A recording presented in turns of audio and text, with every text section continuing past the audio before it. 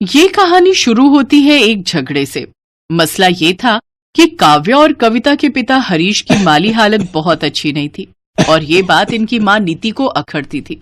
असल में नीति एक बड़े बाप की बेटी थी, लेकिन उसे हरीश से प्यार हो गया तो उसने हरीश से शादी कर ली। लेकिन जब हरीश उसकी ख्वाहिशें पूरी नहीं कर पाया तो हर दिन उनके बीच झगड़े होने लगे और कहा सुनी जब हद से गुजर गई तो नीति अपनी छोटी बेटी काव्या को लेकर अपने मायके चली गई, जबकि बड़ी बेटी कविता हरीश के पास रह गई।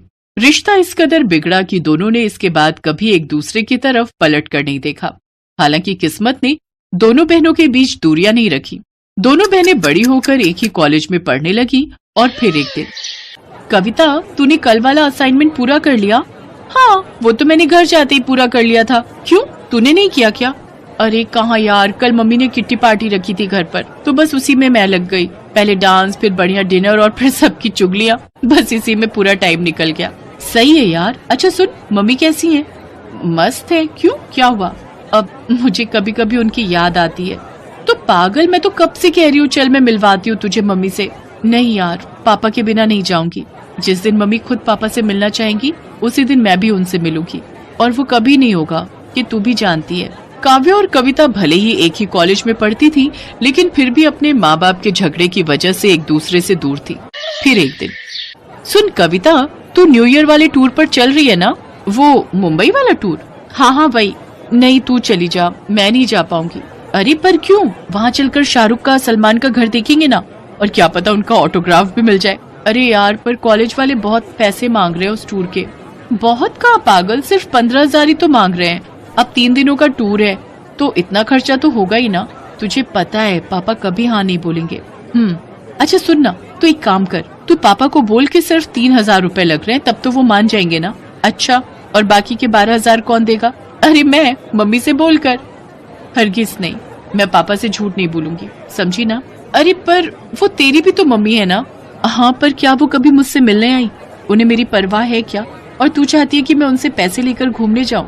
कविता की ये बात सुनकर काव्या चुप हो गई। सच भी यही था कि नीति अब हरीश और कविता को भूल ही गई थी, और फिर धीरे धीरे उसके घमंड की छाप काव्या में भी दिखने लगी। अब वो कविता से ज्यादा बात नहीं करती थी। इस बात को कविता भी नोटिस कर रही थी, पर उसने कुछ नहीं कहा। फिर एक दिन, अच्छा कविता, तूने मास्टर्स के लिए क्या सोचा है? सोचना क्या है, अपने कॉलेज से ही करूंगी। अच्छा, पर मैंने कुछ और सोचा है। मम्मी सही कहती हैं, ये कॉलेज मेरे स्टैंडर्ड का नहीं है। यहाँ के टीचर्स और स्टूडेंट्स सब एकदम फटीचर टाइप है।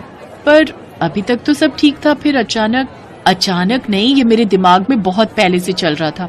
ग्रेजुएशन बीच में नहीं छोड़ सकती थी ना, लेकिन अब मास्टर्स तो मैं किसी अच्छे और महंगे कॉलेज से ही करूंगी। कविता समझ रही थी कि काव्या जानबूझकर उसे नीचा दिखाने के लिए ये सब कुछ बोल रही थी।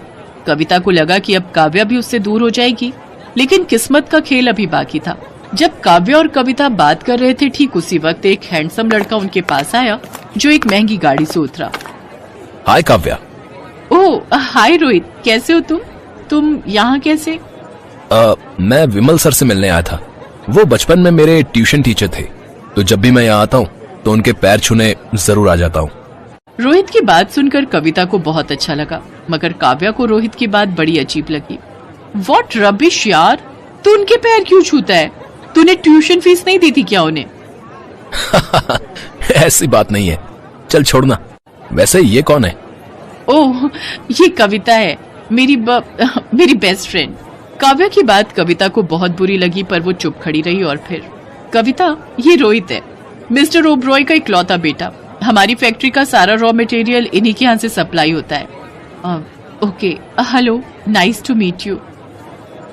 Same here. रोहित को कविता की सादगी पहली ही नजर में भा गई। कविता को भी रोहित के संस्कार बहुत अच्छे लगे।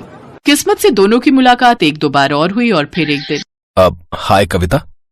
हाय रोहित जी। अरे ये जी क्या होता है?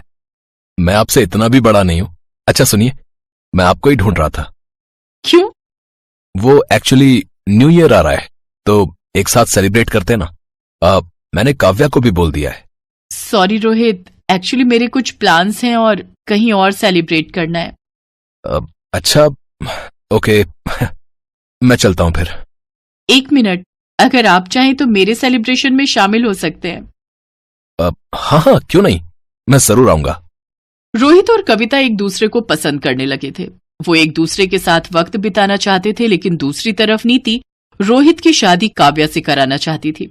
न्यू ईयर वाले दिन काव्या रोहित का इंतजार कर रही थी, जबकि रोहित कविता से मिलने चला गया। कविता ने रोहित की कार में ढेर सारे थैले रख दिए। फिर वो उसके साथ एक अनाथ आश्रम गई, जहां उसने छोटे छोटे बच्चों को गर्म कपड़े, कॉपी, किताबें बांटी। वो शाम को एक वृद्धाश्रम पहुंचे, जहां ढेर सारे बुजुर्ग कविता का इंतजार कर रहे थे।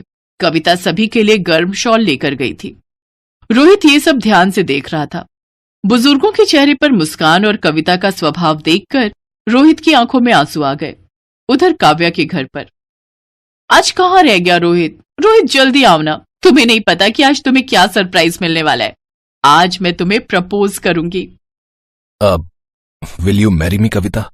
पर प्लीज हाँ कर दो ना, फिर मैं भी नाचूंगा। Yes yes.